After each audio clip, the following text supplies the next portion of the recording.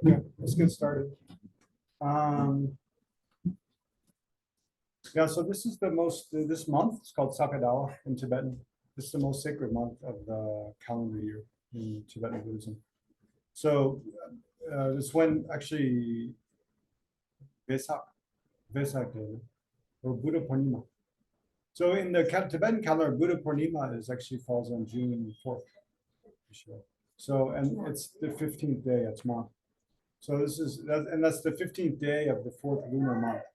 So the first 15 days of that month are all considered quite sacred. But especially that, I mean, that's the most sacred day of the Buddhist calendar year, is that Vesak Day, or Sakadawa, it's called in Tibetan. So it's the year, it's the day when we, it's the anniversary of the Buddha's birth, enlightenment, and parinirvana, all on that fourth full moon day of the year. So that's, yeah, we'll celebrate tomorrow. That's why we're having a special long session tomorrow from 9 in the morning till 1 in the afternoon. Yeah. And we'll put out elaborate offerings sometimes. So, yeah, so, but this session, yeah, so this weekend we're especially focusing on, you know, different aspects of Shakyamuni Buddha. And we'll do, so we'll do a Shakyamuni Buddha puja tomorrow morning from 9 to like 10:30. Yeah, the incense is a bit much.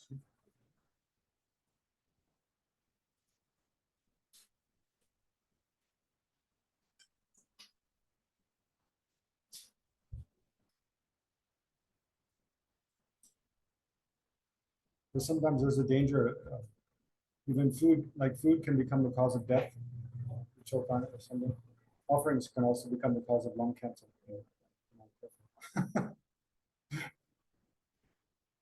Anyway, so yeah, so this session we'll look at this praise of Shakyamuni Buddha by Ashvaghosha. And kind of meditate a bit on the qualities of Shakyamuni Buddha. Then tomorrow morning we'll do Shakyamuni Buddha puja, and then tomorrow late morning, noon, we'll meditate a bit on the qualities of the Buddha Dharma Sangha, the three jewels of refuge. So, so let's start now with generating a bodhicitta motivation, and then visualizing Shakyamuni Buddha, and then we'll recite Shakyamuni Buddha's name mantra. Randakar, you didn't go to Dharmsala for the audience with His Holiness. You're in the Nalanda course, though. You're doing that course, though. Yes,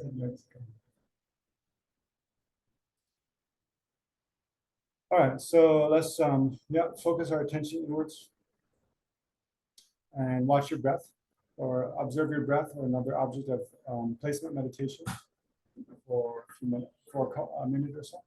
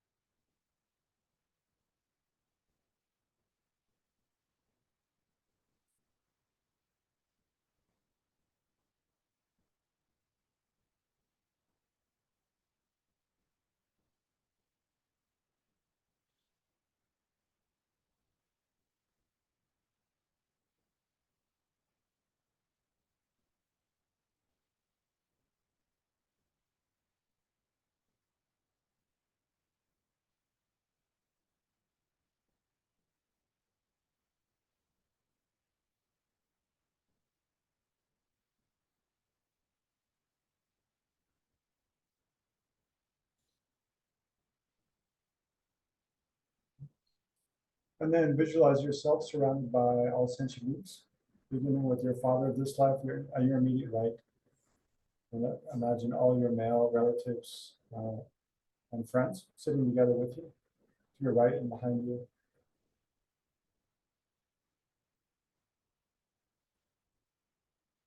and then all your mother at your immediate left, and then all your female friends and family. Imagine them to your left and behind you.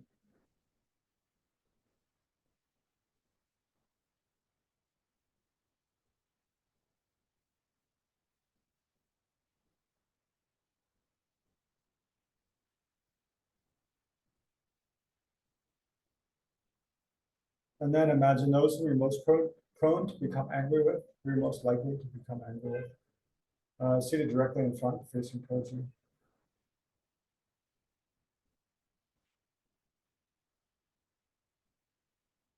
And then imagine all the other sentient beings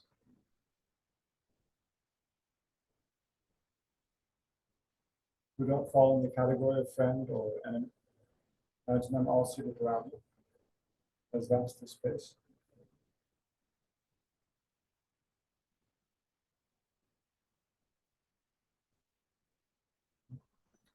So especially remember the suffering of sentient beings as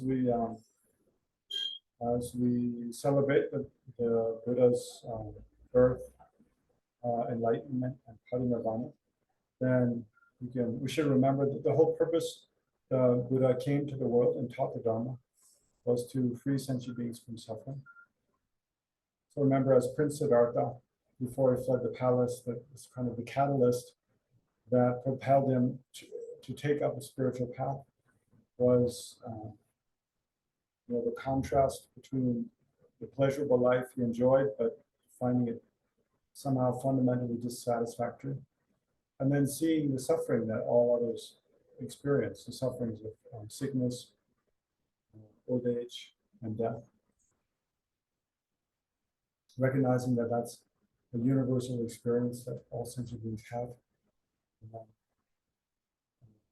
seeing that, he, with great compassion, he set out on a quest to find if there's a way to be free from that. So for us also, as the basis of our spiritual practice, then we need to, it's important we remember the suffering of ourselves, suffering of those we care about, and we're close to, and the suffering of all sentient beings in general.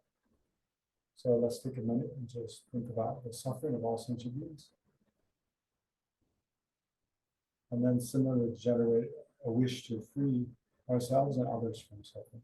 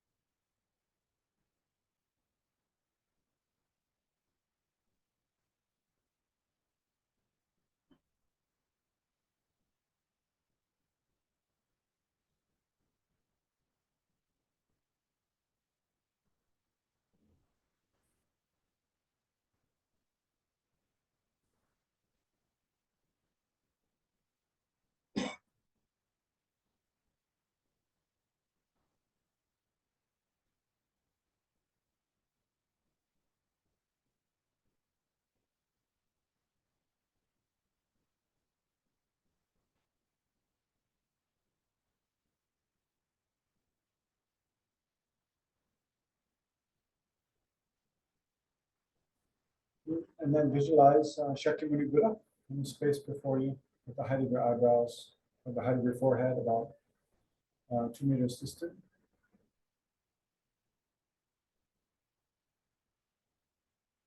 So it's good to visualize very small, kind of like the size of your thumb, or even smaller, and very bright. And imagine Buddha's body is made of pure light. Is a result of his infinite collections of merit, merit and wisdom.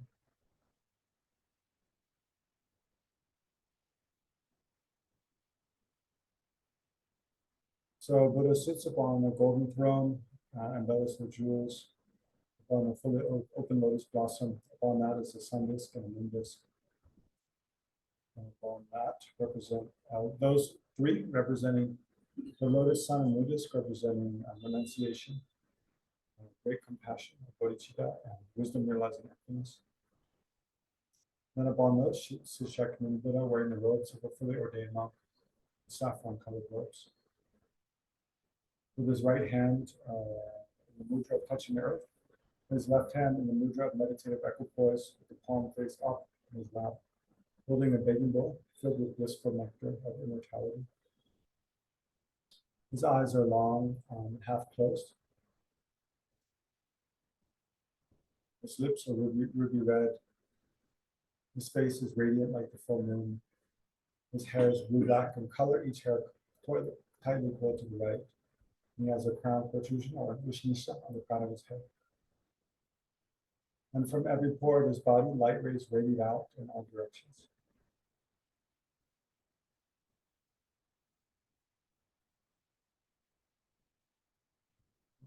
So remember how the Buddha came to this world, or showed the aspect of taking rebirth in this world in the past, and then turning the wheel of Dharma in order to benefit all sentient beings, to free them from suffering, pain, misery, and to bring them lasting happiness and well-being.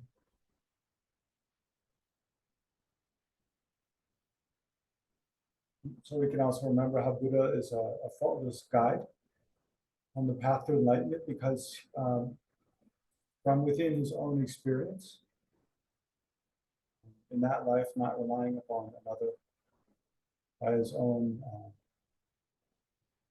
effort, then he discovered the Four Noble Truths: the truth of suffering, the truth of the cause of suffering, the truth of cessation, and the truth of the path, and actualized those, and thereby actualized the state of nirvana, freedom from suffering, and state of full enlightenment. And therefore, he can unmistakably guide others on that path which he himself practiced. So therefore, he's a valid being, a valid teacher.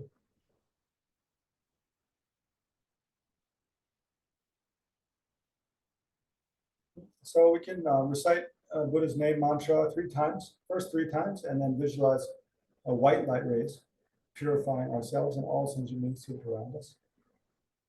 And then again, we'll visualize 3 times and imagine golden light rays flowing out from Buddha's holy body, blessing us and all sentient beings to have every form of well-being and all the realizations on the path to full enlightenment.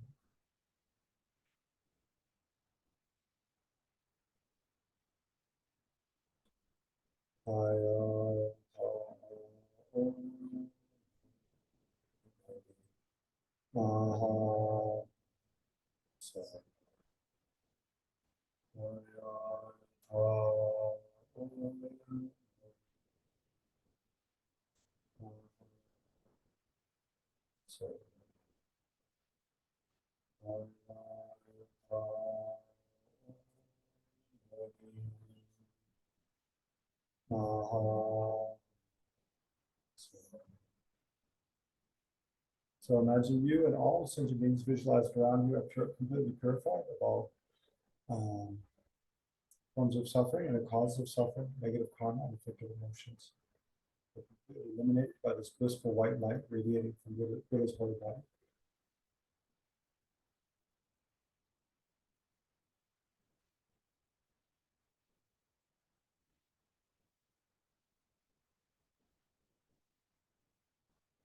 And then again, we'll recite, so recite 4 times, make a total of 7, and visualize golden light rays radiating out from Buddha's holy body.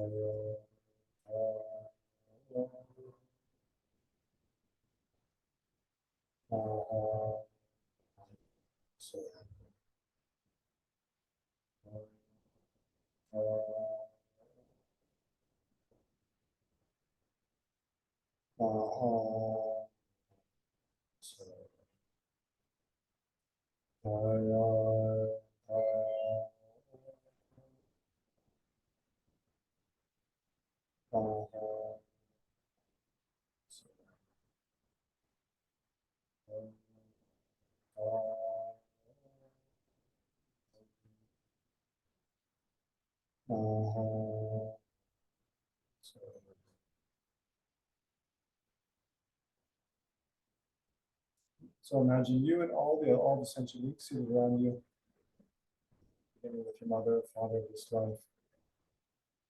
They're endowed with every form of well-being and happiness, and they develop all the qualities and realizations on the path to full enlightenment.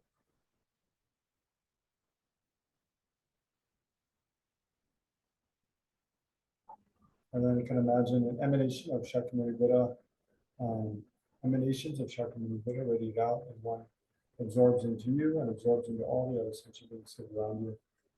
And you become one nature with Shakyamuni Buddha.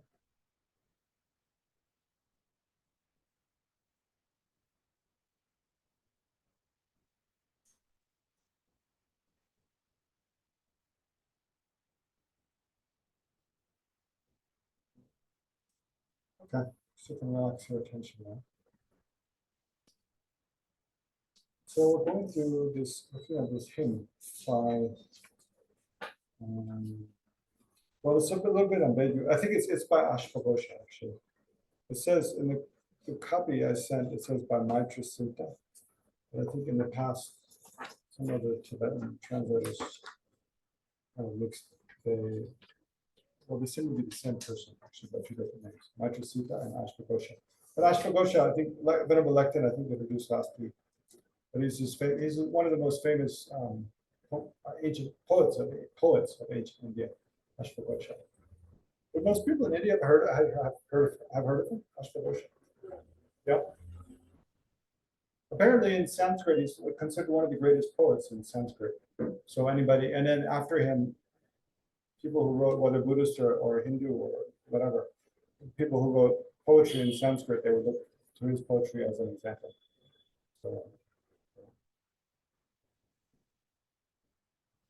So this is actually this work, it's called 150 Verses of Praise of Shakyamuni Buddha. It's probably his most famous work. So translated in English. I remember years ago when I read it, I was quite inspired. So I thought it's nice during Sakadal to read this praise of Shakyamuni Buddha. So although in class we'll probably just go through 2 or 3 chapters. But it's good if on your own you read the entire thing during this time.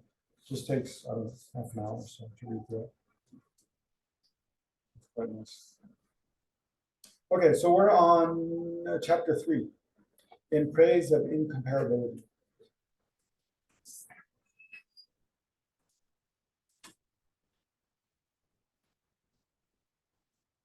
So the first chapter is like an introduction. And then the second chapter is talking about the causes, in praise of the Buddha's causes, and speaks about the 6 perfections. Because the cause of a Buddha is a bodhisattva. The bodhisattva's main practice is the 6 perfections. So the 6 perfections and meditating on the 6 perfections are, well, actually, it's more like meditating on the 6 perfections are the cause of a Buddha, cause of one becoming fully enlightened. So now it's in this chapter 3, it's praising the Buddha, by analogy with other things, but saying how no matter what analogy you use to express the qualities of the Buddha, they all come up short. That the Buddha's qualities are kind of unfathomable, inexpressible by comparison. So let's read. In praise of incomparability. By not envying the superior, despising the. I didn't mean read together. Let's just read and I'll explain. We think about it. We're not going to recite it like a prayer. But it's good if we recite prayers, if we all recite together, that's very good. But now we're just contemplating. By not envying the superior, despising the inferior, or competing with equals, you attain preeminence in the world. So this is speaking about also more causes of the Buddha. So as a bodhisattva practicing the path, then the Buddha would, it says, well, because it's by doing this, then you attain preeminence, means you became a Buddha in the world. So how did you become a Buddha? In one way, by not envying the superior.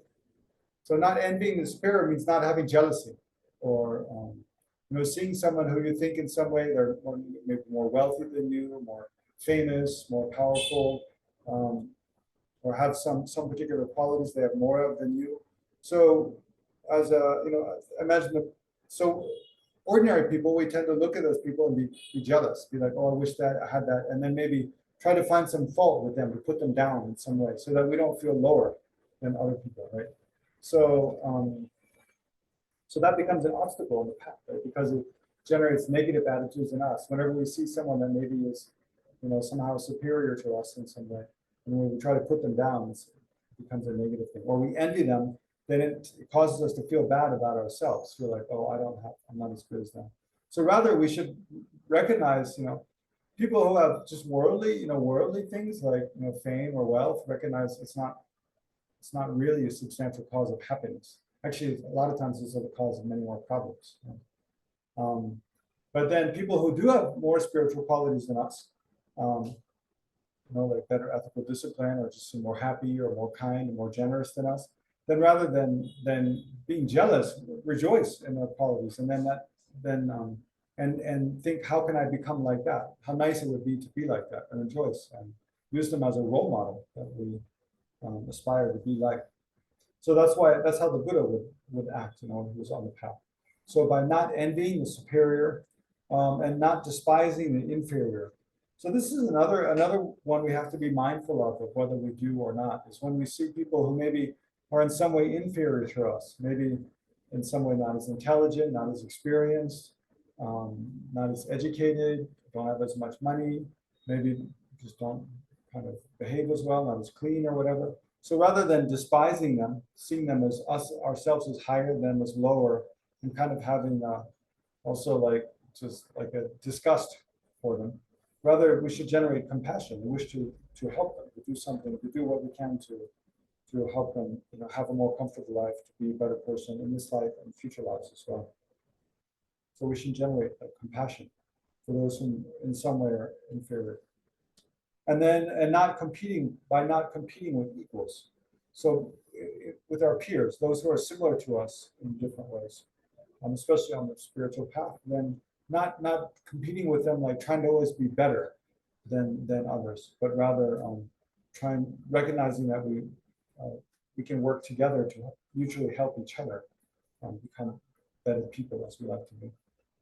So it's saying that the Buddha, by practicing like that, not envying the superior, not despising the inferior, and not competing with equals, you attain preeminence in the world.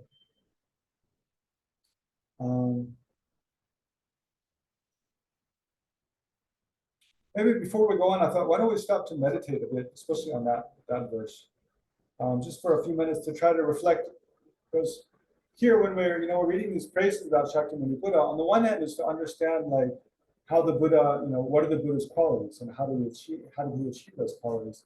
But in order to benefit all sentient beings, we ourselves also have the potential to become just like Shakyamuni Buddha. So we also have to reflect how can we generate these qualities. So especially here in a verse like this, where it's saying the Buddha didn't, by not envying the superior and so forth, then he became supreme in the world. Then it's good, we take a couple minutes to pause and reflect on our own behavior and see, do I do those things myself? Envy the superior, or despise the inferior, or compete with equals. And then we get some more benefit from it. So yeah, so let's reflect on that for just a moment.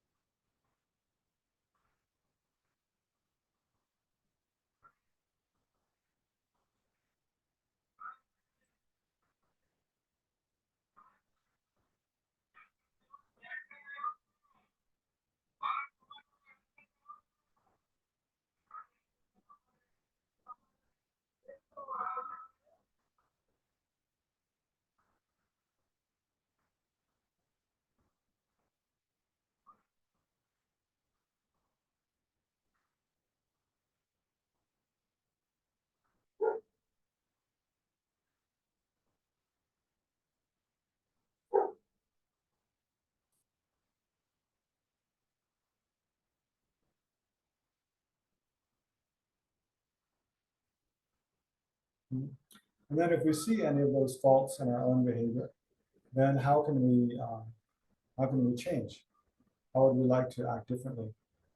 And we see those who are superior in some way, those who are inferior, or those who are equal. How could we improve?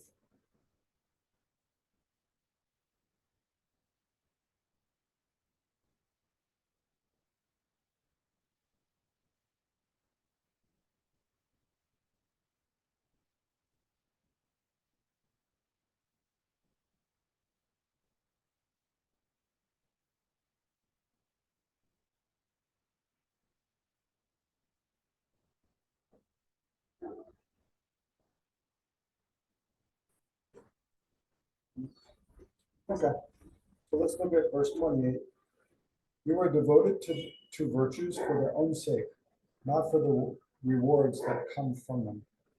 And thus, due to your right progress, they have all come to completion within you.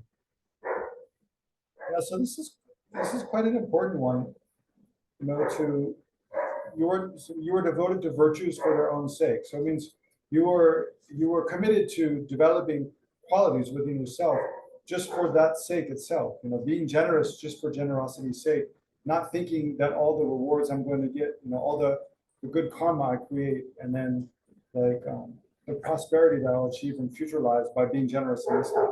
So not thinking about those kind of what are the rewards I'm going to get, but just generating qualities like generosity, just being kind to others, not with the expectation that then they'll be kind to me, but just because that's the way I want to be. That's just because it's the right thing to do. That's the kind of person I want to be. That's the kind of the way I want to act. So, so you were devoted to virtues for their own sake. In one commentary, it mentions virtues like, well, I guess meditative concentration, clairvoyance, wisdom. But like meditative concentration, there's a big danger that if we generate more and more meditative concentration, then we slip into it becoming a selfish thing, that we're doing that to experience the pleasure of sitting in peace, rather than generating concentration in order that we can cut the root of samsara and achieve full enlightenment, in order to benefit others, in order to be free from suffering. So so you were devoted to virtues for their own sake, not for the rewards that come from them. Because if we're attached to the rewards that come from generating virtues, it just becomes another form of attachment, right? So even on the spiritual path, there's a danger that as we have more and more pleasurable experiences, that feeds our own selfishness, our own attachment to those things. And thus your right progress, and thus due to your right progress, they have all come to completion with you. So due to not being attached to virtues, not being selfish, not expecting some, or not hoping for some rewards, then thereby all virtues have come to completion for you. There's this nice expression in Tibetan called, I don't know the whole expression, but it's like redo, redo, redo. Re means hopes. Do means like all kinds of like different doubts and fears. So it's saying redo, it's in the lojong. The redo means like as we practice the path, we shouldn't have all kinds of hopes. So I hope this will happen, I hope that will happen, I hope that will happen. That itself becomes a kind of obstacle. So then 29, so much good you have gathered by your deeds, that even the dust on your feet has become a source of merit. So it's just saying that the Buddha accumulated so many positive qualities, became such a wholesome person, that he's so worthy of praise and such a pure kind of being, that even the dust on his feet has become a source of merit. So by even like paying reverence to, or taking as a holy object the dust of the Buddha's feet have touched, have walked on, that we can accumulate merit by that way. So that's why it's common to see in like Bodh Gaya and other places, you'll see imprints of the Buddha's feet in stone, Dharma chakras. Then 30, you dissolved and uprooted your faults, you purified and brought to completion your virtues. And by this wise procedure, you reached the highest attainment. So you dissolved and uprooted your faults. So in short, you eliminated all faults. and you purified and brought to completion all virtues. So you acquired, you developed all positive qualities, all virtues. By this wise procedure, you reach the highest attainment. So that's kind of a nice summary of, I mean, all of the whole Buddhist path, all the practices taught by the Buddha can all be summarized in those two: abandoning faults and developing positive qualities. I mean, in short, that's what the spiritual practice is. And that's the meaning of, that's how Buddha is translated in Tibetan. It's not a word translation, actually, it's a meaning translation. So Buddha in Tibetan is Sangye. So Sangye, the sang means to purify, to clean away, like to clear away dust or something, clear away dirt is to sang, is to clean away. So it means the sang of Sangye means to purify all faults, eliminate all faults. And the Ye means to expand or develop. So that's closer to the meaning of Buddha. You know, in Sanskrit, Buddha means, it's like, has the meaning of awakening or opening lotus, expanding, illuminating. So the Ge means to open or to expand, to develop positive qualities. So in short, a Buddha is a being, you know, in the past was an ordinary person like us, but then through practicing the spiritual path, gradually they eliminate all faults and then perfectly develop all positive qualities. So that's what this verse is alluding to.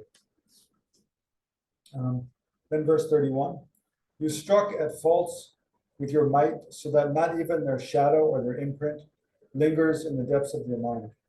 So not only you abandon, like, you know, the ordinary things we ordinarily see as faulty, like getting angry, being jealous, being envious, being arrogant, selfish. But even the subtle imprints of those, means the potential for those to arise again in the future, even those he completely eliminated, so that there's no for a being who's fully enlightened, there's no possibility, no matter what they see, no matter how anyone treats them, no matter, you know, what happens in the world, that they ever give rise to the afflictive emotions again. The possibility of giving rise to any afflictive emotions is completely eliminated from the root. So he says, you struck at your faults with your might so that not even their shadow or their imprint or the potential of those lingers in the depths of your mind. Then 32, step by step, you nurtured the virtues and established them in yourself, so that now even their likeness is found elsewhere. So those verses 31 and 32, they're kind of an expansion on 30, right? Because verse 30 is talking about, just in brief, how the Buddha eliminated all faults and perfected all positive qualities. And then 31 is more about that he eliminated not only the manifest faults, but even the imprints of those. And then 32 is about more about a little bit more extensive about how we develop positive qualities. So 32 again, he says, step by step means gradually. It didn't happen all at once, not even in one lifetime. Persevering over a long time, through many lifetimes. Step by step, you nurture the virtues. It's all positive qualities, merit, and wisdom, compassion, wisdom, enunciation, and establish them in yourself, so that not even their likeness is found elsewhere. I think that not even that phrase, not even their likeness is found elsewhere, means that, you know, the Buddha, an enlightened being, they perfected the positive qualities to such a degree that, you know, even the wisdom in the mind of a 10th level bodhisattva is kind of incomparable. It's completely, the Buddhas far exceeds or far excel, much more superior. So in compared to those of any sentient being. And then let's look at 33.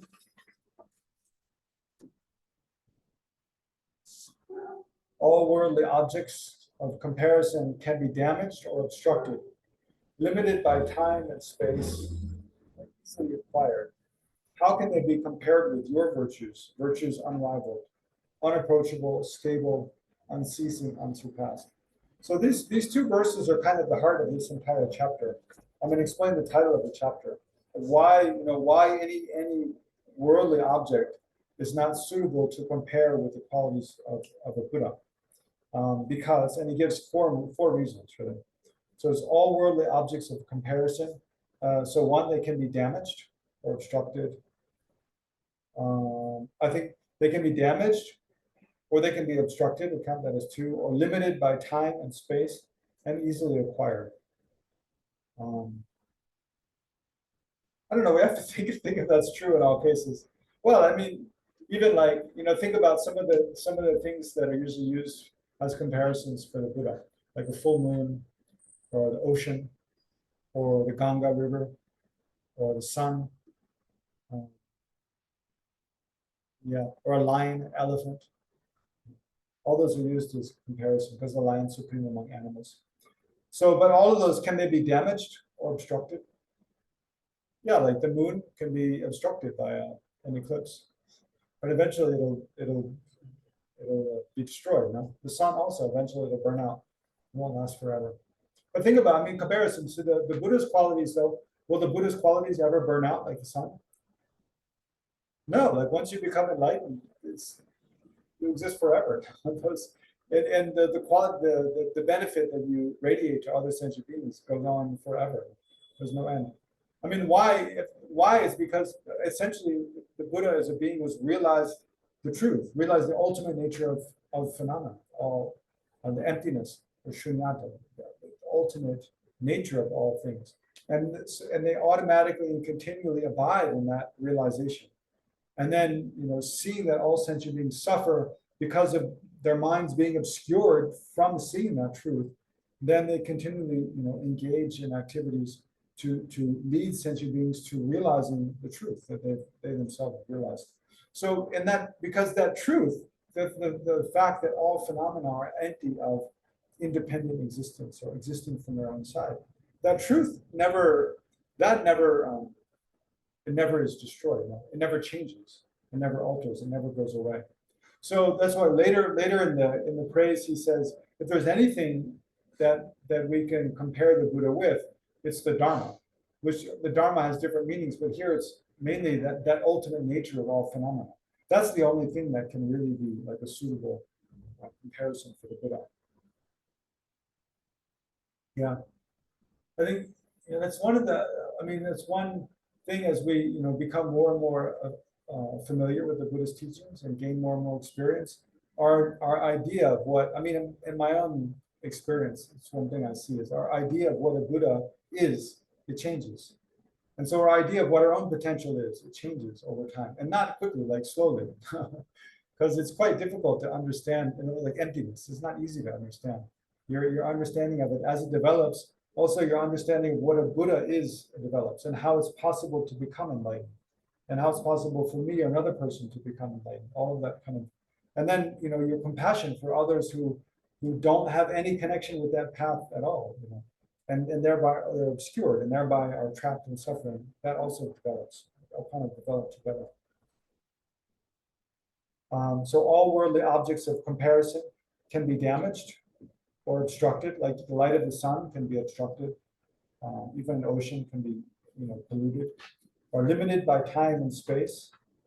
So anything we can think of as an analogy for the Buddha is limited. It only lasts for a certain time, or only pervades a certain amount of space.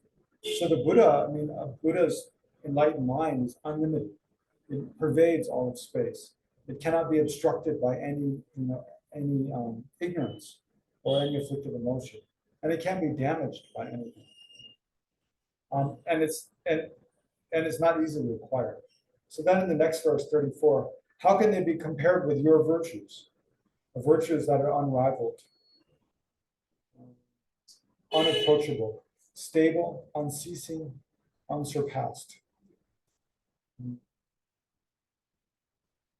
So I'm not sure. I think I didn't bring the Tibetan, but I think those should kind of match up with the four limiting characteristics above.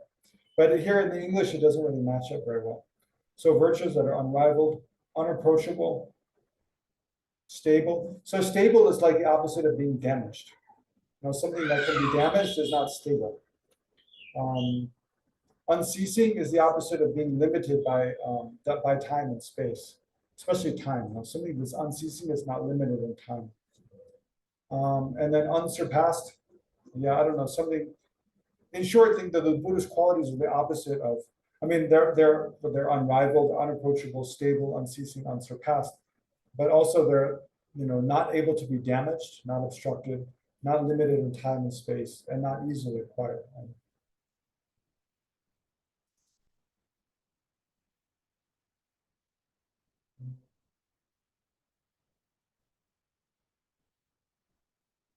And then 35, when measured against the unfathomable and boundless depth of your understanding, the ocean becomes as if a mere puddle.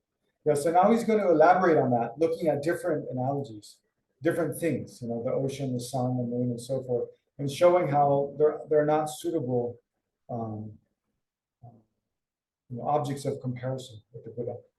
So this first one, when measured against the unfathomable, boundless depth of your understanding. So try to imagine. I mean, imagine the ocean, right? We've all been to the ocean side. You look out, and it just goes on forever. And you try to think about how much water is in the ocean. It's kind of, unfathomable. Think of how many drops are in the ocean, or how many liters are in the ocean. It's just like, even if we had a number, we wouldn't really be able to really wouldn't fit in our mind in a way that kind of makes sense. No? So think about how vast the oceans are. But then he's saying, compared to the qualities of the Buddha, those are like a mere puddle, on the ground. So when measured against the unfathomable and boundless depth, so immeasurable and boundless depth. So it's not only deep, but also extremely broad and wide of your understanding. The ocean becomes as if a mere puddle. So I don't know. Let's try to think about that for a minute. What are the bounds of the Buddha's, of an enlightened being's understanding, the depths and the breadth of their understanding. I mean, we say a Buddha is omniscient, that they know all phenomena. The mind extends because their mind is completely unobscured from knowing anything. It's like the recently in the James Webb Space Telescope was launched like 6 months ago or so. You see the images. Sometimes I like to look at the images coming from it. It's mind blowing, like what it's able to perceive. And looking at these infrared waves of light, but it's like they're seeing more, farther back in time, and in more detailed galaxies that we've never seen before. So, but that's just like one telescope with like, I don't know, maybe a 16-meter wide mirror. So imagine the Buddha's mind. I mean, imagine that if the mind is completely like unobscured, like what you could see. It's completely beyond, what the telescope can see. It's just physical stuff. The physical stuff is kind of petty compared to what's in the minds of beings. So imagine your mind was unobscured and you could see the minds of all other sentient beings. You could see all of the other Buddhas. You could see all of the time, immeasurable past time. You could see what's going to happen in the future. It's just like, it's true. I mean, you compared that to like, how many drops of water in the ocean looks like something petty, insignificant. So if you really take some time to think about, what he's saying, but I think it's one real kind of the value of a prayer like this, that we stop and think about, because imagine Ashwagosha, he was a person like us in the past. Of course, he's a better poet than we are. Maybe he's more inspired by Buddhist teachings than we are. But we have to try to imagine like this person. Did Lekton tell you the story of Ashwagosha? Because he was a Hindu pundit. Some of you probably have heard of him. He was a Hindu pundit, and Aryadeva, Nagarjuna's direct disciple, his foremost disciple, Aryadeva, he debated with him. I think in Nalanda, probably. Anyway, Ashwagosha challenged, because he was a Hindu pundit, and he was challenging the Buddhists to debate. So Aryadeva went to debate it with him, and Aryadeva defeated him over many days. But Aryadeva defeated him in debate. So the consequence of his having lost the debate was, well, he had to convert to Buddhism. That was the tradition in that day. That you debate with someone from a different spiritual tradition. If you lose, you have to practice what they're teaching. You have to convert to their path. So he refused, apparently. So the Buddhists took him and locked him in a library, or locked him in a tower where there were like Buddhist scriptures. I think it was more like locked him in a building or a tower where there were lots of like Buddhist scriptures running around. And at first he was using them to wipe his bum, when he defecated, because he was so like kind of has such disregard for Buddhist teachings. But then apparently one time he was gradually he was locked in there a long time. So he started reading some of the scriptures, and then he saw a prophecy of himself, that the Buddha, spoken by the Buddha. He saw a sutra in which the Buddha prophesied that he would come and mentions him by name. And then he thought, oh wow, the Buddha is just really this incomparably wise being, like it's really something special. So then he started reading more and more of the Buddhist scriptures and then gaining more and more faith. And then gradually, by reading more of the Buddhist teachings, then he gradually saw the Buddha to be a valid and foremost teacher and became a Buddhist, right? So he converted to Buddhism. And then he composed his praise of Buddha and several other commentaries in Buddhist works. So we can try to imagine, Ashvaghosha, this person, then reflecting on the qualities of the Buddha, right? And comparing the Buddha to an ocean, right? And seeing how the qualities of the Buddha. So just look, we can think of the qualities of Buddha's body, speech, and mind. So like I was just saying now, think of the most important, of course, the qualities of Buddha's mind. So not only in the breath, the Buddha's mind is without any hindrance to knowing anything that exists. So think, if we think of knowing all, just in the physical world, knowing all that exists, just knowing one galaxy, every, star, planet, comet, moon, in one galaxy alone, then that's so much more fabulous than the oceans, right? But then knowing physical things is not so impressive, but knowing the minds of beings, knowing events of the past, knowing how karma works, for example, knowing how virtuous, specific non-virtuous actions lead to happy results, how specific non-virtuous actions lead to suffering results, how beings take rebirth and die and then take rebirth again and again, how beings take rebirth in the hells as hungry ghosts, like animals, migrate up and down through the six realms of samsara. And you know how countless other Buddhists have come in the past, or countless other Buddhas are teaching now in other world systems, surrounded by different bodhisattvas.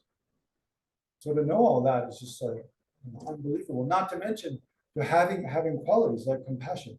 Just think about the quality of having compassion for infinite sentient beings.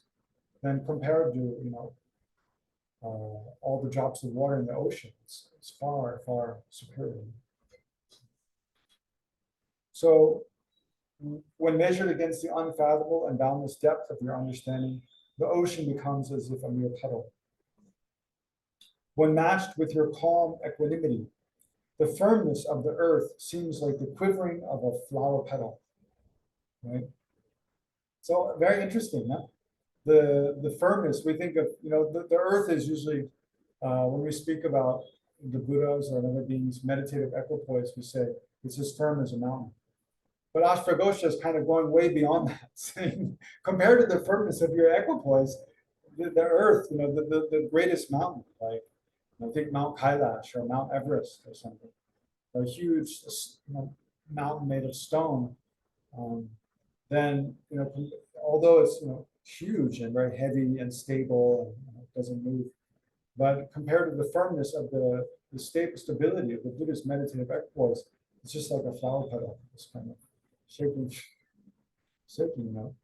I mean, think about it again. Here we think, we consider the Earth very stable, and yet the Earth, compared to other galaxies, our galaxy is quite young. And within our galaxy, the Earth is only maybe like 3 billion, 4 billion years old. The universe is like 13 billion years old. And then the Earth, well, how much longer will it last?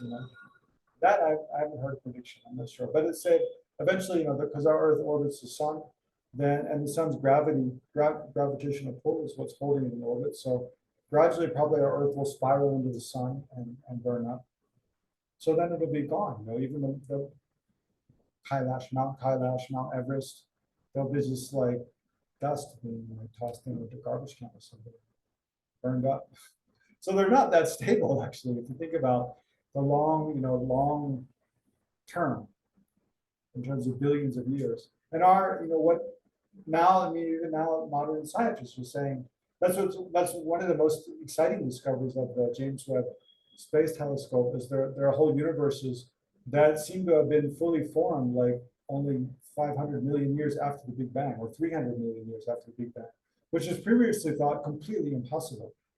Because previously thought that after the Big Bang, it took at least 500 million years, a billion years for galaxies to form. But now this new telescope is kind of causing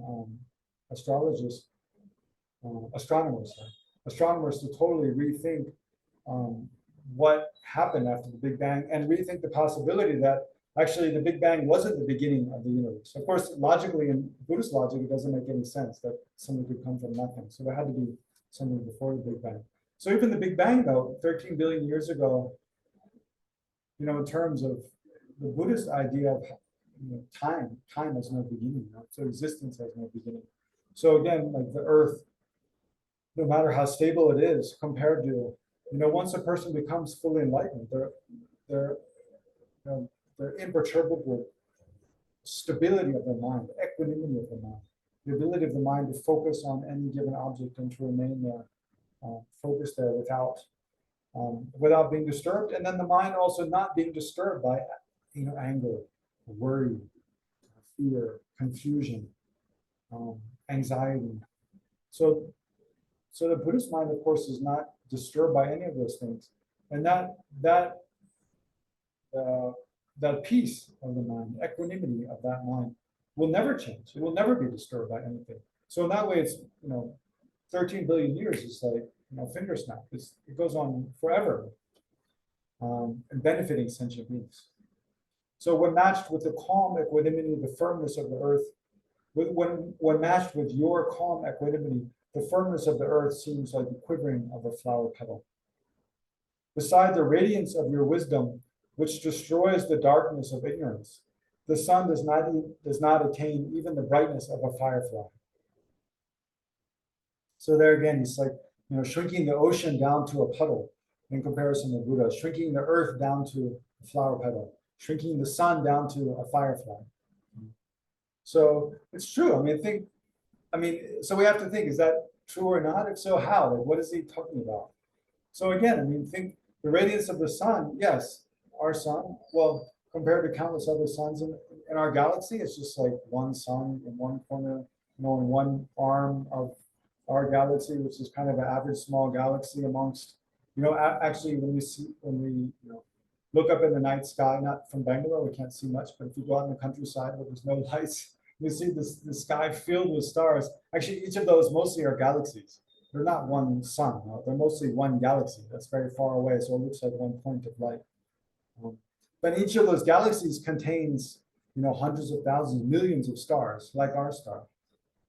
So even here on Earth, we feel like, we worship the sun because it's true. All the living plants that sustain us, they all come through the light of the sun. It's true. Our very lives depend upon the light of the sun.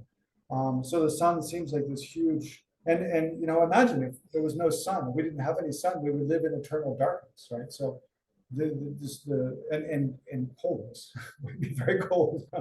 So all the warmth we enjoy, all the light, all the sunrises, sunsets, all that we enjoy, all the the air, the hot air moving, making waves, and the wind and the trees and stuff, all that comes from the sun. So how powerful and glorious the sun really is. But then all that stuff the sun does is just physical stuff. It can't. The sun can never eliminate the slightest thought of the slightest misperception in our mind. But the Buddhist wisdom can eliminate all of the ignorance in our mind, can uproot the cause of suffering, and lead us to this peerless illumination of full enlightenment. So in that way, the wisdom of the Buddha and the Buddha's wisdom can benefit not only us and all human beings on Earth, but beings on countless world systems, and doesn't only last for a few billion years, lasts forever.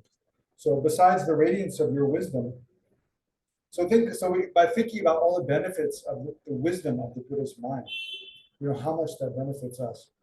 Like just in our own lives, we can try to make a small example of think how much, from whatever understanding of the Buddhist teachings that we have, whatever we've learned by encountering Buddhism, and whatever understanding we've generated in our minds, compare the joy that comes from that with all the joy we've had of laying out on the beach or watching a sunset, watching a sunrise, feeling the warmth of the sun. Kind of compare the two. Of course, it's true. I mean, it's nice, to be in the sun. When we're cold, to sit in the sun, it feels really good. But the pleasure that we get from, enjoying the warmth of the sun, enjoying the beauty of the sun, even eating all the plants that grow through the power of the sun. Compare that with the joy we get through, understanding something about impermanence, something about, the truth of that death is going to come. Think about compassion, and meditating on compassion, loving kindness. Understanding something about interdependent arising, or the inspiration we get from meeting, one of our teachers, like it's So we compare the two, we see, the pleasure and the sort of the benefit that we get from the Buddhist teachings is something so much more refined and powerful and profound and meaningful than all the pleasure we could possibly get from the sun. So anyway, we have to think about in those different ways, what is the meaning of the analogies he's making here? Besides the radiance of your wisdom, which destroys the darkness of ignorance, the sun does not even attain the brightness of a firefly. The purity of the moon, the sky, or a pool in autumn, a pool like a lake, a pool of water in autumn, appears clouded when compared with the purity of your words, thoughts, and deeds. Right? So he's three analogies here, right? The moon, the purity of the moon, like in the autumn sky, especially after the monsoon rains have cleared the dust out of the sky, and the moon, full moon appears. How pure, has pure white light. The purity of the moon and the sky, also the sky after the monsoons. Not now in the hot season, right before monsoon, but it's full of dust. The purity of the moon, the sky, or a pool in autumn, like a still pool, maybe in the jungle somewhere. So even those which are typically, images of clarity, luminosity, even those appear clouded when compared with the purity of your words. So think of the Buddha's speech, the words, thoughts, and deeds. So the Buddha's speech, every word has the power to clear away the afflictive emotions, and is meaningful. The Buddha never just, it's not like a talk show host or a TV game show host who says a lot of silly things. Every word is meaningful, beneficial, well thought out, well considered, and actually functions to bring peace to the minds of beings. And then the Buddha's thoughts, and imagine how, again, the Buddhist mind, the Buddhist thoughts are so clear, luminous. And then the Buddha's deeds, how profound. And think of all the life story of the Buddha. Then 39, I have compared you with all that is admired in the world. But still, how far are those miserable things from the qualities of the Buddha? So it's saying no matter what, all these ordinary things that I compared the Buddha with, they're so much less than the qualities of the Buddha. For there is only one thing that resembles you, O kindly one, and that is the jewel of the Dharma, through which you attain the highest. Right? So here the Dharma says that is the jewel of the Dharma, through which you attain the highest. So there's different aspects of the Dharma, right? But the Dharma through which the Buddha attained the highest, again, is the truth of reality. It's not that the Buddha created the truth that was already there. Reality is that it is, long before any Buddha realized it, long before Shakyamuni Buddha realized it. So it's by the Buddha realizing the ultimate nature of reality, and then internalizing that, meditating on that again and again and again. And by doing so, then gradually purifying all layers of obscurations in his mind, then gradually became enlightened. So it's only that, that Dharmakaya,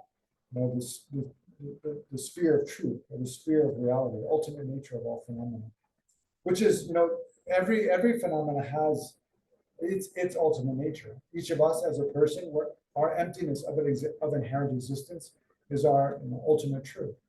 The table has ultimate truth. The trees have ultimate truth. The road has ultimate truth. All the garbage has ultimate truth. The nature of all things, being empty of inherent existence, is the same. So it's that nature which pervades all things is always the same at all times. And by realizing that, it completely purifies the mind. That's something that's an apt analogy for the Buddha, object of comparison to the Buddha. And then 41, but if something were to be found comparable to you, to make such comparison would be the act of a foolish and disrespectful person. So in short, it's saying there's nothing to compare you to. Why don't we just read the next verse, the next chapter? We can read quickly without so much explanation. Yeah, better question. Yeah, so in this chapter, what I find is the first 6 verses are about raising Buddha as a Buddhist. So that's why the word preeminence in the world is used like this. So in the verse number 27, comparing with equals, you attain preeminence. So, of those in the world, you're foremost among those. Yeah. So maybe that is the reason why he used preeminence, because it kind of signifies Bodhisattva. And again, he tells about the actions that he did as a Bodhisattva. He gathered the deeds, he removed the thing, and devoted to virtues for their own sake. And he resolved and uprooted your faults. That Buddha did when he was Bodhisattva. Right, he's talking about what are the different causes of him becoming enlightened. So that is true. First part of it. And the second part of this chapter he is devoted to after being Buddha. That's true, yeah. The first 6 verses or so about different causes different practices he engaged in to become a Buddha. Yeah, and then the later ones are actually having become a Buddha. From which verse on? Probably from 33 on. Yes. Yeah, from 33 onwards. Yeah, it's true. Yeah, I'm glad you put that out. Although you have to be careful that preeminence in the world,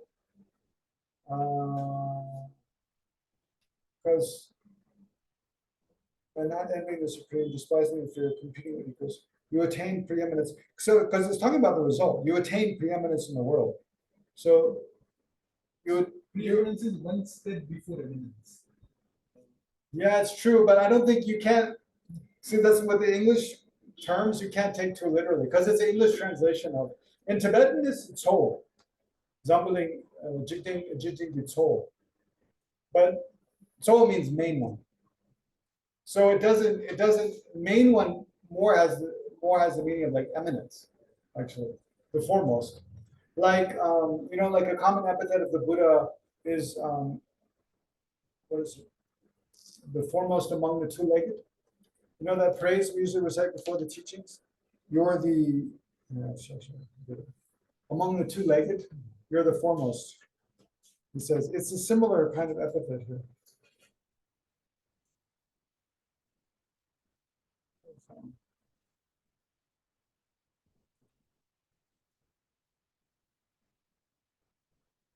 I here just teacher browsing too much. Yeah, I'm not sure. I wouldn't take it. I think it's actually talking about him being a Buddha, like being foremost among soul, the main one, the eminence. But the word doesn't matter so much. I mean, more the reasoning you're using is true. He's talking about those first six verses, talking about the different practices he engaged in as a bodhisattva to become enlightened. That's true. Yeah. You mentioned about the telescope, the Webb telescope. Sure. Where you would see the sky in detail, the stars and solar. Ours is it's a one solar system. Many solar systems, right? Yeah. The galaxy. Yes. And then you compare it with the mind, where you train the mind in such a way that you can go and see other people's mind or both the and Yeah. I want your help to understand what is spiritual sky. What's the spiritual sky? Yeah. What do you I mean? did hear about that term also. Is it something related to this? Spiritual sky? No, we don't really use that term. I don't know. I don't know that spirit. I've never heard that term, spiritual sky. You could just make up whatever you want it to mean.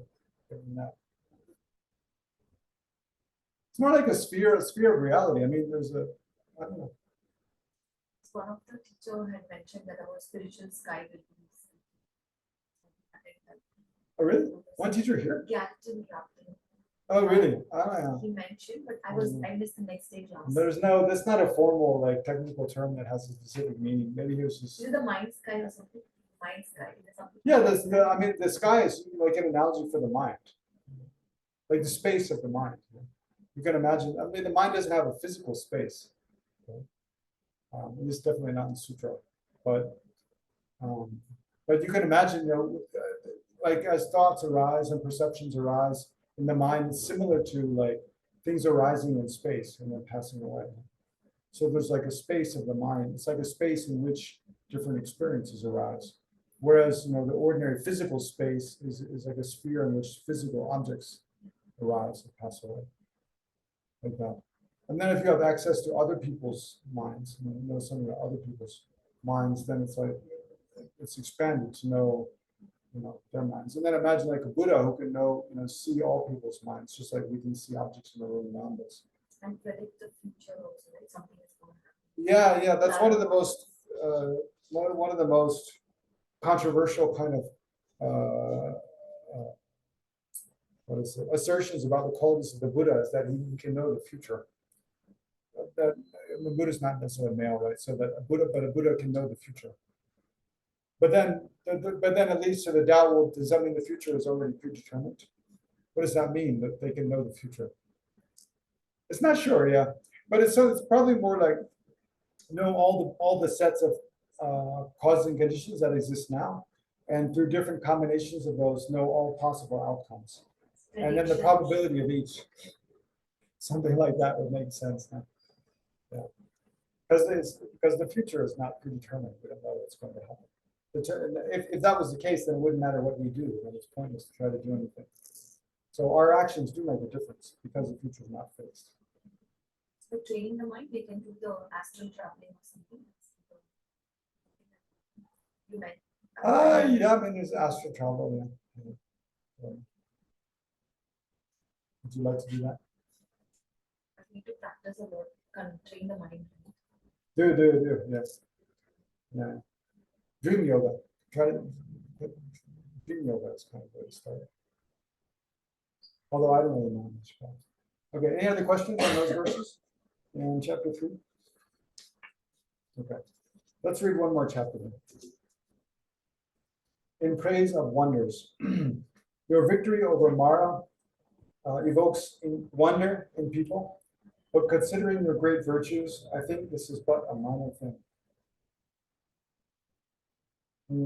Your victory over Mara. So he's talking about when the Buddha was sitting under the Bodhi tree, right?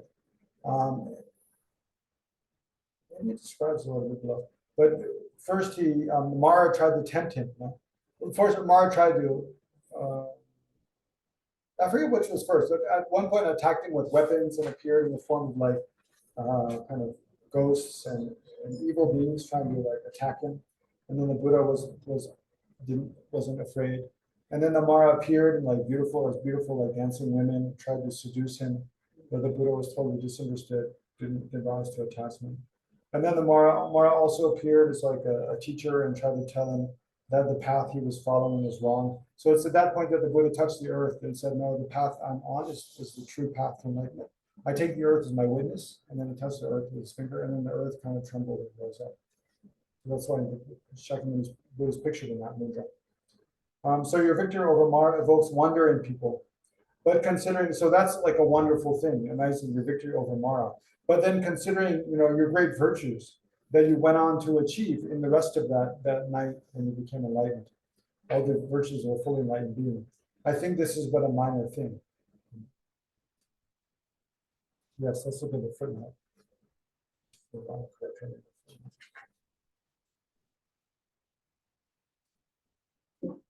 But it's not here, is it? I don't think it's in there. No, okay. Again, Shanti can send the digital copy online. Or you can just, actually, you can just search. You can find this easily online. Just search. And then 43. Even those who lash out in fury to assault you are not a heavy burden for your patience to bear, housed as it is in such a worthy vessel. Right? So even people lash out, insult you, try to harm you, like Devdat and others, then the Buddha's patience is imperturbable. It's not difficult for the Buddha to bear, harm from others patiently. Housed as it is in such a worthy vessel. Yeah, I'm not sure what the worthy vessel is there. Let's see if it mentioned it for that. 44, what is truly wondrous is this. After you conquered Mara, on that same night, you were able to conquer your own defilements. That's what I was mentioning earlier. And 45, he who was amazed at your victory over opponents might well be amazed at the sun for dispelling the darkness with its garland of 1,000 rays. He who was amazed at your victory over opponents. So what are the opponents of the Buddha? Primarily the afflictive emotions, anger, attachment, ignorance, jealousy, pride, other afflictive emotions. So he who was amazed at your victory over opponents might well be amazed at the sun for dispelling the darkness with its garland of 1,000 rays. You have overcome three things with three things. Passion with passionlessness.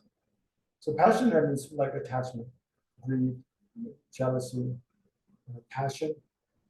Attachment and all the derivative, like afflictive emotions of attachment. Passion with passionlessness.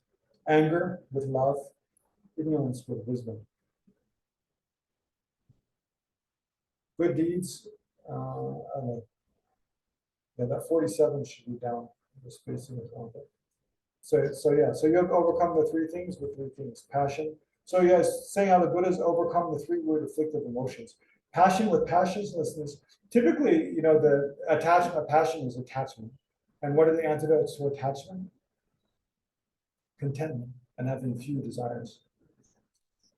Contentment, having few desires. So passionlessness, there's being content with what we have and not having many desires. And then anger with love, and ignorance with wisdom. Then 47, good deeds you praise, bad deeds you blame. But towards those who act thus, you are free from any for or against. Right? So it's true. The Buddha praises good deeds, abiding in the morality of abandoning the 10 non-virtuous actions, and blames bad deeds. Says if you kill, steal, lie, and so forth, you create cause of suffering for yourself. You create suffering for others. So good deeds you praise, bad deeds you blame or you criticize. But towards those who act thus, right? So towards those who engage in good deeds or those who engage in bad deeds, you're free from for or against. It means you're free from bias. You're free from caring more about liking more those who act in accordance with your own advice and those who act against your own advice. Free from despising them, disliking them, and shunning them away. So think about the Buddha's wisdom and compassion and kindness and caring for others is equal, regardless of whether they follow his advice or not. I know when I reflect on my own, I don't know, behavior, it's totally not like that. Totally not like that. We get I can see how I get attached to my own advice. If I give especially someone asks me for advice and I give them, and then if they just totally disregard it and do something completely different, I find it quite annoying. It's because of my ego, because of our ego. I think most of us like that. We if people act in accordance with our advice, then we really like it. If people do something totally against or just completely disregard and show utter contempt for our advice, because our advice is an expression of what we think, what we feel. And that's very central to who we are, who we feel we are as a person. And we grasp, as our ego grasps it. It's like, this is my kind of understanding, my special sort of wisdom about life. You know? So if people follow that, it reinforces our ego. If people disregard it, it really hurts the ego. But it's because the Buddha is completely free from any ego. Then even though what he's saying is not like our advice. Our advice, I mean, my advice often mistaken. The Buddha's advice is perfect, without a mistake. But whether people follow it or don't follow it, he's totally not attached because there's no ego. So he equally cares for people, regardless of how they treat him. So good deeds you praise, bad deeds you blame. But towards those who act thus, you are free from any for or against. Is any praise high enough for you whose mind transcends attachment to the noble and dislike for the noble? Right, so even, of course, the Buddha praises and encourages people to act in a noble way. He's not attached, and he himself, that's how he became a Buddha, striving to act and live in a noble way. But he himself not attached to that in a way that's grasping at it in a way that reinforces his selfish concern. And although, yes, of course, the Buddha abandons non-virtuous behavior, but is not contemptuous of those who engage in such behavior. 49, you did not cling to virtue, nor yearn for those who were virtuous. See the purity of this most tranquil being. So again, yeah, Ashwagosha is like, what is it, 3-4 verses now is driving away at this point again. Which is quite a subtle thing, because it says you did not cling to virtue, nor yearn for those who are virtuous. So we have to, there's a big doubt though, because in sutra after sutra, we see how the Buddha, he himself speaks about how he relied on countless other teachers in past lives, and how he would seek out, like Prabhupada, in one life was Prabhupada, would seek out, a teacher of the perfection of wisdom sutras, and even like offer his life, like be willing to sell himself into slavery in order to get enough money to make offerings to receive teaching. So the Buddha did, extreme things to seek out teachings and those who are virtuous, role models in virtue. So what does it mean that he didn't nor yearn for those who are virtuous? I think it means, again, you have to think as out of attachment, out of the sort of selfish, egotistic mindset. So just like you did not cling to virtue. So of course the Buddha strove to practice in virtue. And by teaching, he wants to establish others in virtue, but not out of a mind that's attached, and selfish, egotistical. See the purity of this most tranquil being. So that's why the Buddha is so exceptionally pure and tranquil, because there is no ego. 50. How permanently calm your mind is can be known by seeing how unalterably calm your senses are. So it's saying, just like there are many stories of Buddha walking, through a village or through a town, and people seeing a sort of calm, stable, mindful demeanor, and being so inspired by that they want to know more about him, more about what his practice is, his teachings. So how permanently calm your mind is can be known by seeing how unalterably calm your senses are.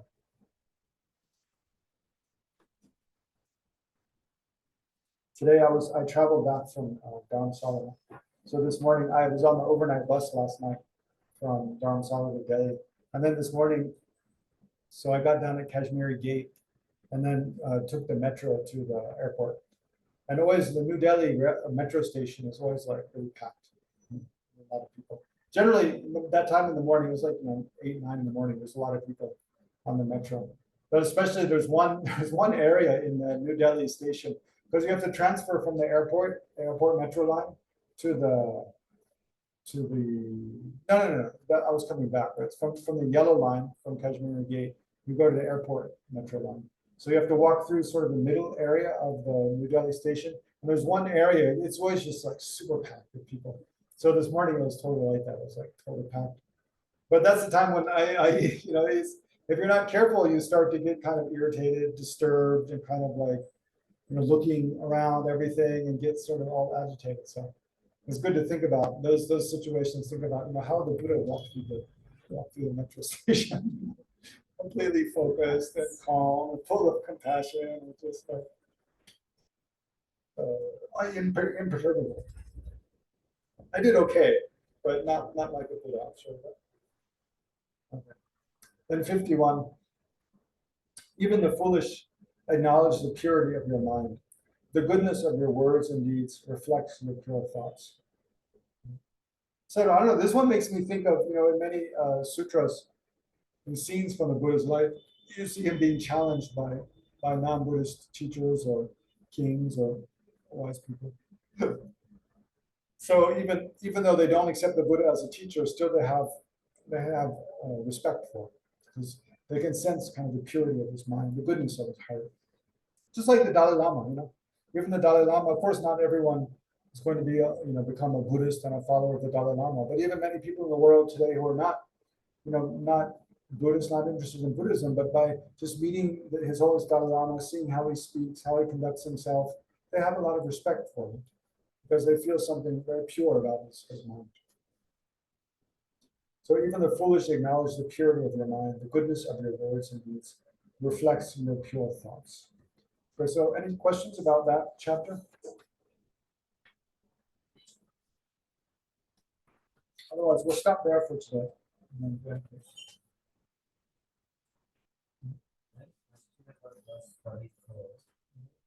We thought that Mara was sort of one representation for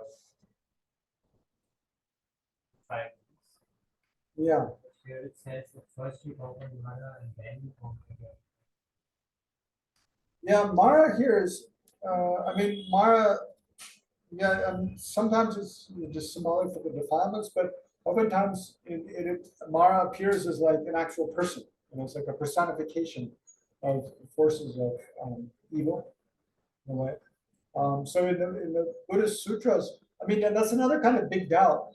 Is like, what is Mara? Actually, when Mara appears in the sutras, in the Buddhist life, like, what is that? Who is that? Is that just a projection of the mind, or is that an actual person? Like, is there an actual being who's like, the kind of like the Lord of all evil forces somehow? So I don't know. In the sutras, one interesting story with Mara from the sutras is that it said after the Buddha was enlightened. Let's see if I get the story right. Something like after the Buddha was enlightened. Well, maybe I don't know. Maybe it's related to something that happened just after the Buddha, some interaction with Mara just after the Buddha was enlightened and he conquered Mara. But when the Buddha was about to pass away, it was Mara came and requested him to pass away. Because apparently, just because in his 80s, right, before the Shakyamuni Buddha passed away, Mara appeared when Ananda, his attendant, Ananda, was off like getting water or something. That time Mara appeared to the Buddha and said, you promised me after you became enlightened that once your teaching was well established and you had a sort of ordained and lay followers and your community was well established and your teaching was well known in the world, at that time you would pass away. And now that time has come, so please pass away. So Mara is requesting the Buddha to pass away, and the Buddha remains silent, which means I accept, basically. And then when Ananda returned, then the Buddha said, the Buddha told him, well, Mara just appeared to me and requested me to pass away. So the Buddha was giving Ananda the chance to say, oh, please live forever, please live long. But Ananda didn't think of it. So he didn't say anything. And so then the Buddha showed the aspect of passing away like 3 months later. So yeah, that kind of story, it gives rise to lots of doubts about like what's going on there. Like, who is Mara? So here though, I think, we just make the distinction though between Mara appearing as in this kind of personified way, trying to cause the Buddha to abandon the path he's on by attacking him and then appearing as seductresses and then appearing as like a teacher. It can say, it said that Mara can even appear in the form of a Buddha, or a Bodhisattva and give wrong teachings to mislead people on the path. So, but the Buddha recognized all those kind of emanations of Mara and then ignored them and continued on in his practice. And then totally conquered his own like inner obscurations. So, I mean, I think your question makes sense then, but if he conquered Mara, isn't Mara the inner obscurations themselves? So why would he have to go on to do something else? I think it's more degree of like gross versus subtle. You know, Mara is kind of this appearance of this the gross obscurations appearing in this kind of gross form. Like in a way, whenever anyone mistreats us, or we become sick, or we have misfortune, that's all a result of our negative karma. So in a way, that's kind of a gross manifestation of our own negative tendencies in our own mind. But then there's more subtle negative tendencies in our own mind, which aren't manifesting as like these disturbing events, but they're more subtle and they're there. And so we have to go on at a deeper level to conquer those. So I think that's what it's talking about, this kind of gross versus subtle level of obscurations, a more external manifest form versus a more internal sort of hidden sort of form of things to be abandoned.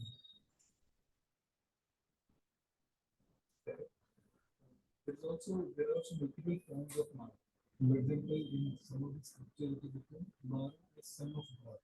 Yeah, there's the four. So Yeah, they're translated as the four Maras, the two Shi in Tibetan. The four, you can say the four Maras. Yeah, one is the Mara of death, Mara of the afflictive emotions, Mara of the Son of God, and Mara of the aggregates, I believe, the contaminated aggregates. I think those are the four. that one, and in some of But there's no, the Son of God one is more like appears like an external Yeah. person deceiving you. Yeah. And there are also where I think they said that in the form realm there is a realm where Mara stays. Where Mara stays. No, for Mara. Oh, that I don't know. The son of God Mara. So, Yeah. So yeah, Mara can be really. Yeah, the Son of God, Mara, I don't remember the details. But it's a form realm being? I'm not sure. Yeah, the son of God.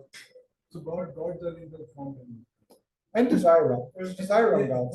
Sorry, I'm talking about the desire, not form. Oh yeah, desire. The God, Mara is one of the desire. That's what I would expect. Yeah, because to take rebirth and to be a form realm being, you have to take rebirth with the force of merit, of virtue. Huh? Yeah, it would be desire realm. It's a desire. It'd be a desire realm. Yeah. Desire. But it's strange now, because yeah, we do talk about. I mean, even that leads to another doubt, because we do talk about like gods of the white side and gods of the black side, like gods who when you engage in virtuous practices, they're happy and they help you, and then gods who of the desire realm, who when you engage in non-virtuous practices, they're happy and they help you. You know? So like Shugden, for example. But then there's a question like, but to be reborn as a god, well, I mean, it's not that different than being human. Because to be reborn as a god, the throwing karma is virtuous. Just like to be reborn as a human, the throwing karma is virtuous.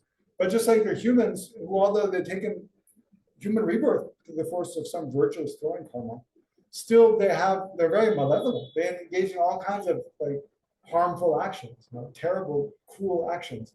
So that all must be through the force of completing karmas. So their gods must be the same way. Yeah. But then can Mara become enlightened? Mara must be a sentient being, right? This son of the son of the Devas, Mara must be a sentient being, so it must be able to become enlightened eventually. But just for the time being, they're just totally under the force of very afflictive, habituation, very negative habituation. Must be something like that. Maras are own delusions, passions, and external distractions. Can, yeah. The environment and yourself. Yeah, ultimately, overcome Mara just means that, overcoming the afflictive, forces in our own mind. Yeah. Otherwise, it would be impossible to overcome Mara, because you can never overcome all external opponents by external means. Like your explanation on one thing, clairvoyant, the thing which you put it, that even if you don't, you're not, don't believe in it per se, but he could forecast what will come in your future based on your actions present. Yeah. Because I remember even after you made once this, that even if you don't believe in the pratas and the well beings and things like that, just see the kids in Ethiopia or some, those times, you were saying, what they're going through is a living hell. The kids in where? In Ethiopia. Ethiopia, oh yeah, where there's a famine, Somalia. At the time of the famines in the towns. So you just compare it with the reality of today. Yeah. To make it more, believable. Yeah. I mean, what you said now, it seems similar sort of a thing. You don't believe in clairvoyance, but seeing your present behavior or your actions, Yeah. result, positive. Yeah. Okay, we should dedicate, otherwise we won't get to the swift return course. Okay, so for next time, I'm not sure when the next session on this is, from chapter 5. When? Next week. Oh, really? Who's coming? Okay. Nice. Okay, so we'll read some of these swift return courses. But first, rejoice in whatever merit we created, and then you can dedicate by this merit, which is empty of inherent existence, empty of existing from its own side. May we who are empty of existing from our own sides quickly achieve the state of full enlightenment, the pinless enlightenment, Shakyamuni Buddha, which is empty from its own side, and lead all of the sentient beings which are empty from their own side to that state of enlightenment, which is empty from its own side by ourselves alone, which is empty from its own side. And may all beings be free from every form of suffering and of every form of well-being and happiness up to free enlightenment. Especially may His Holiness have long and stable life. His Holiness the Dalai Lama have long and stable life, and all of our other teachers, and all the holy wishes be fulfilled. And then we can recite this prayer for the swift return of an unmistaken reincarnation of Tenzin Lama Zogyal, which is able to continue the works, the enlightened activities of Rinpoche from his previous life. Fearless teacher and assembly of the children of the victorious ones, Shravakas and Prateka Buddhas, victorious Lozan, father and sons, along with the lineage masters, all the objects of refuge of infinite lands, please bestow the virtue and goodness of accomplishing this prayer here and now, holding and spreading the meaning's precious and complete teachings through explanation and practice. You wore the armor of patience that is never discouraged. Incomparable, venerable Guru, to you I make request. While striving single-pointedly for the sake of the victorious one's teachings, the sole gateway through which all benefit and happiness emerge, and for mother living beings who suddenly departed to peace, great loss. Nevertheless, with the undeceiving truth of the blessings of the ocean of the three jewels and the great waves of Bodhicitta of the children of the victorious ones, may the smile of the reincarnation swiftly be in glory for fortunate souls. Let me read just the next one. This next one.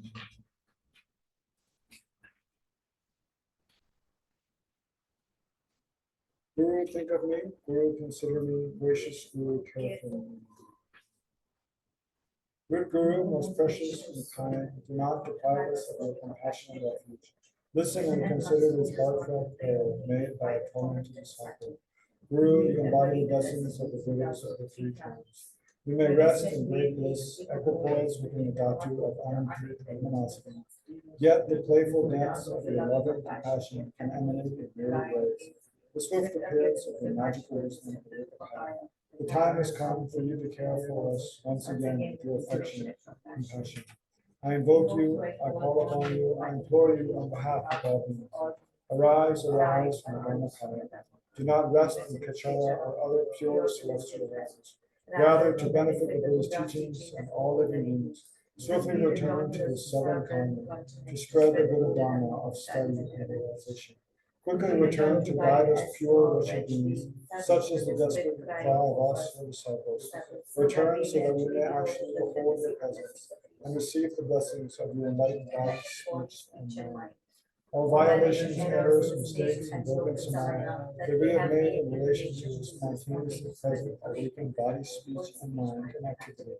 Through our being baffled, confused, and conceiving things in wondrous ways, we confess within the limitless emptiness of the three powers. Of everything auspicious to supreme auspiciousness, may there be the auspiciousness of emptiness and compassion, conjoined with the auspiciousness of a timely meeting between Master and disciples. Through the force of the truth of unchanging suchness, may the unmistaken incarnation return quickly. This land is made by me as a kingdom with pure faith and samaya, her eyes filled with tears of sorrow. May these wishes of a beggar woman be fulfilled through the blessings of the deities of the three worlds. Perception is object in the act of perceiving all dissolved within the expanse of the blissful clarity of suchness. Should be AH. Then the next one, Vajra Rinpoche. Whatever the last one. And 15. Patient and bearing the hardships of spreading the teachings of the leading in general, the teachings of the victorious Jamgon Papa in hundreds of directions. Lord of Dharma, holding the three vows and laying self on words, please quickly return as the glory of the purest teachings. You held the teachings of explanation and practice with great asceticism, unable to bear the transmigratory beings so confused by the darkness of suffering. Through your gravely covered kindness, you skillfully led them to happiness. Unparalleled song of the teachings, please return quickly. Beautified by the ornament of supreme patience and increasing practice, of the supreme authentic teachings of the victorious one, through listening, reflection, and meditation. Guide of all transmigratory beings along the perfect path, true and perfect pure Guru, please return quickly. Okay, thank you all, and see you tomorrow. Next time. So 9 o'clock we start tomorrow morning with the Shakyamuni Buddha Puja. Okay, great. After.